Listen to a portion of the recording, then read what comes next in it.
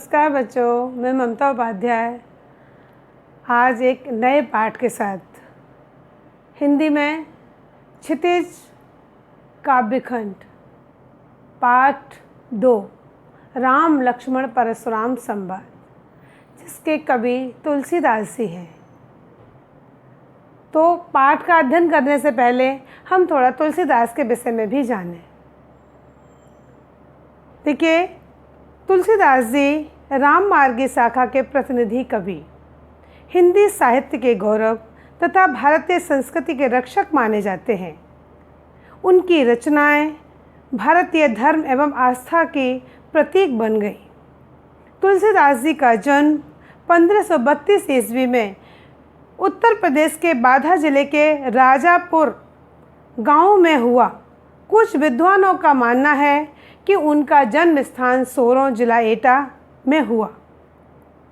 इनके पिता का नाम आत्माराम दुबे, माता हुलसी।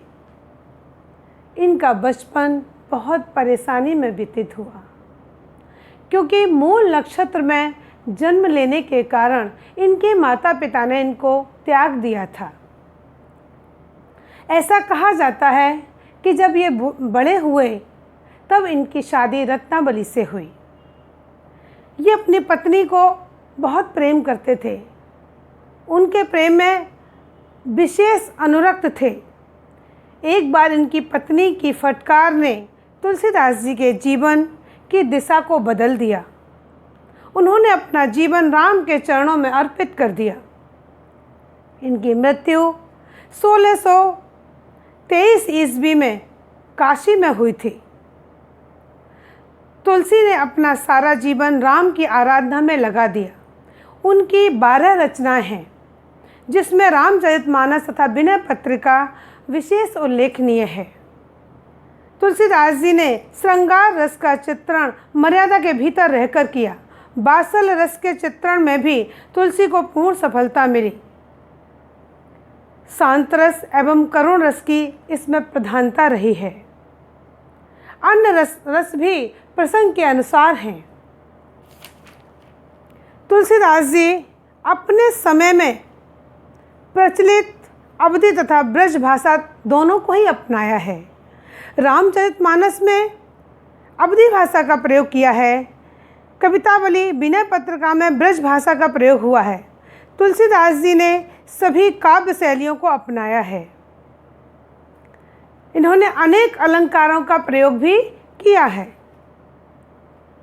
लेकिन राम लक्ष्मण परशुराम संवाद हमारे रामचरितमानस के बाल कांड से लिया गया है, जिसमें सीता के स्वयंवर में राम और लक्ष्मण अपने गुरु विश्वामित्र के साथ जाते हैं और वहाँ स्वयंवर में धनुष राम के द्वारा टूटता है। तभी परशुराम जी क्रोधित होते हुए कहते हैं, अर्थात हम अपने चौपाई को गा भी सकते हैं, जैसे नाथ संबोधन भंजन हारा, हो ही है केहू एक दास तुम्हारा, आयुष का कही किन मोही, सुन रिसाए बोले मुन कोही, सेवक सो जो करे सेवकाई, अरे करनी कर करही लड़ाई, सुनहु राम जेहि शिव धनु तोरा, सहस बाहु समसोर पुमोरा, सो बिल गाओ बिहाय समाजा, न तुम्हारे जेहि सब राजा, सुन मुन बचन लखन मुस्काने, बोले परसुधर ही अब माने, बहुधनु ही तोरी लड़काई, कबहु न असर सिकीन गुसाई, एहि धनु पर ममता के ही हेतु, सुन रिसाहे कहे भृगुकुल केतु, रे नभ बालक काल बस, बोलत तो है न संहार। धनु ही समुद्र पुरार धनु, विदित सकल संसार। अर्थात आपको ज्ञात है परशुराम जी बहुत क्रोधित थे और वह शिव धनुष था, उसके टूटने पर वह क्रोधित होते हैं।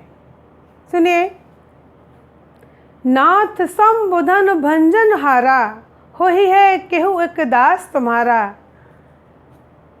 जब वह क्रोधित होते हैं तो भगवान राम उनके क्रोध को शांत करने के लिए, किसके क्रोध को? परशुराम जी के क्रोध को शांत करने के लिए अपने मधुर वचनों को बोलते हैं, कहते हैं हे नाथ। परशुराम जी को वो नाथ कहकर संबोधित करते हैं, कहते हे नाथ। संबुधन में शिव जी के धनुष को तोड़ने वाला, भंजनहारा में तोड़ने वाला। हे नाथ, शिव के धनुष को तोड़ने वाला, हो ही है केहू एक दास तुम्हारा, कि आपका ही कोई एक दास होगा, आपका ही कोई एक सेवक होगा। आयुष काह कही किन मोही, सुन रिसाए बोले मुनि कोही। आज्ञा दीजिए, कहिए क्या काम है, क्या करना है, क्या कहना है, मुझसे कहिए। सुन रिसाए बोले मुनि कोही। और इतना सुनते ही क्रोधी मुनि बोले। क्रोधी मुनि कौन? परशुराम जी। क्रोधी मुनि बोले, सेवक सेवक सो जो करे सेवकाई, अरे करनी कर कर ही लड़ाई। हे राम, सेवक तो वह होता है जो सेवा के काम करता है, और करनी, गलत कार्य करने वाला तो केवल लड़ाई के योग्य ही होता है। सुनहु राम जहि शिव धन तोरा, सहस बाहु समसो रिप मोरा। हे राम सुनो, जिसने भी इस शिव धनुष को तोड़ा है, शिव धन तोड़ा, जिसने भी इस शिव के धनुष को तोड़ा है, वह सहस्त्रबाहु के समान कौन है? मेरा शत्रु। आप सहस्त्रबाहु को जानते हैं? सहस्त्रबाहु और परशुराम की एक कथा प्रचलित है जो महाभारत में भी दिखाई गई है।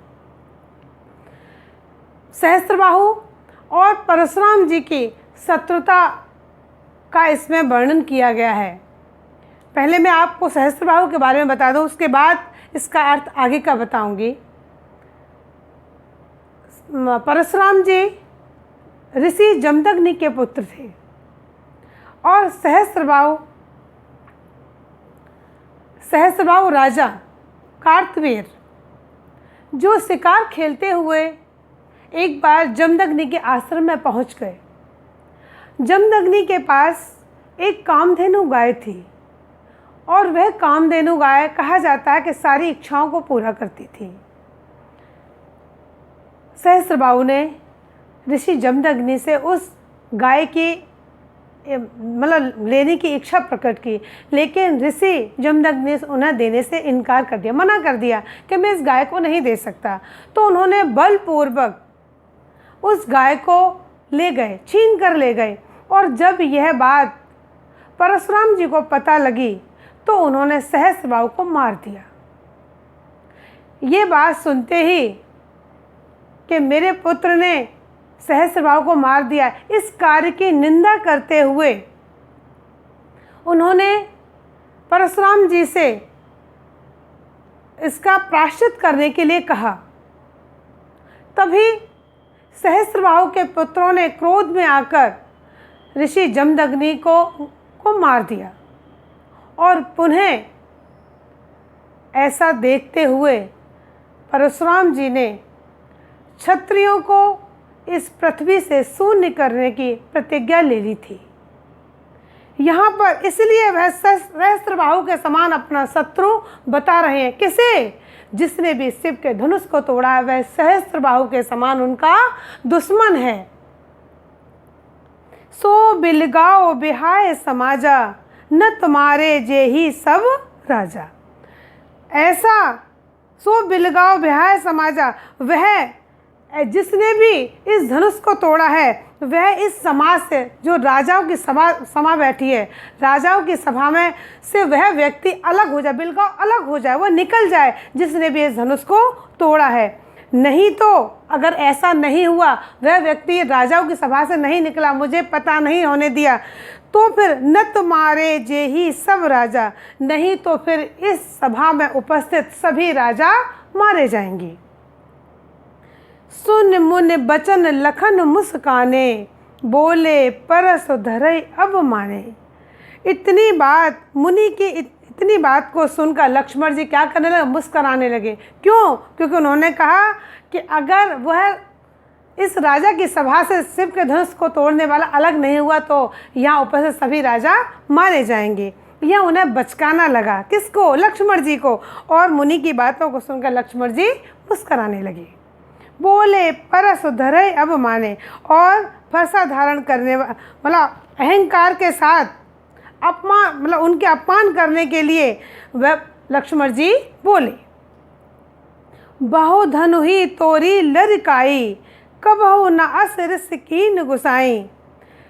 कि हे मुनि, बचपन में हमने ऐसी बहुत सारी लड़काई, मतलब बचपन में हमने बहुत सी ऐसी धनुइयाँ तोड़ डाली, तब तो आपने कभी भी क्रोध नहीं किया, तब तो आपने कभी भी गुस्सा नहीं किया। यही धनु पर ममता कही हेतु, सुन रिसाए कह भृगुकुल केतु। और इसी धनुष पर आपकी इतनी अधिक ममता क्यों है, इतना अधिक मोह क्यों है? ऐसा सुनकर भृगुकुल कुल के पताका परशुराम जी क्रोधित होकर बोले, रे नृप बालक काल बस, बोलत तो ही न समार। हे बालक, हे नृप, हे राजा के बालक, तू काल के बस में है, इसलिए तू संभाल कर बोल नहीं पा रहा है। धनु ही सम त्रपरार धन, विदित सकल संसार। इस धनुही को, इस धनुष को, ये शिव का धनुष है, ये संपूर्ण संसार जानता है, सभी जानते हैं। और तो इस भगवान शिव के धनुष को, त्रिपुरारी के धनुष को ये धनुही के समान बताता है। देखिए, आपको ये समझ में आया होगा, इसमें दोहा और चौपाई दोनों ही है। दोहा और चौपाई सुन के आपको लग रहा होगा कि दोहा और चौपाई में अंतर क्या है। दोहा और चौपाई में एक ये मात्रिक छंद होते हैं।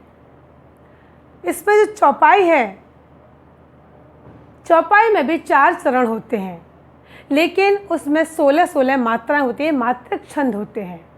दोहा है, दोहा में भी 4 चरण होते हैं, लेकिन इनकी मात्राओं में अंतर होता है। इसके पहले और तीसरे में 13 मात्राएं होती हैं, दूसरी और चौथी में 11 मात्राएं होती हैं। तो ये मात्रिक छंद हैं। इनमें वीर रस का और रौद्र रस का भी वर्णन किया गया है। अवधी भाषा है, तद्भव शब्दावली है, गीयता पद है, और संबोधन भंजन हारा, आयुष कहा कही किन, अर करनी कर करही, सहस्त्रबाहु सम सोरिप। इसमें अनुप्रास अलंकार है, और सहस्त्रबाहु सम उपमा अलंकार भी है। भुजबल भूमि भूप बिनु कीन्ही, विपुल बार महदेव है दीनी। इसमें अतिशोक्ति है। काछत लाभ, इसमें प्रश्नात्मक शैली भी है। आपको पसंद आया होगा, समझ में आया होगा। आप इसको पढ़ें और इसको पढ़कर इसके छोटे छोटे क्वेश्चन आंसर निकालने का प्रयास करें, क्योंकि इसके प्रश्नोत्तर दोहे के अंदर से आते हैं। जैसे परशुराम ने नाथ किसे कहा,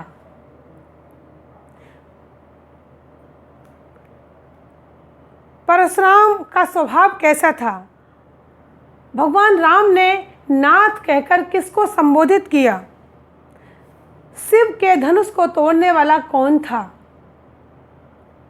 परशुराम जी के वचनों को सुनकर कौन मुस्कराया,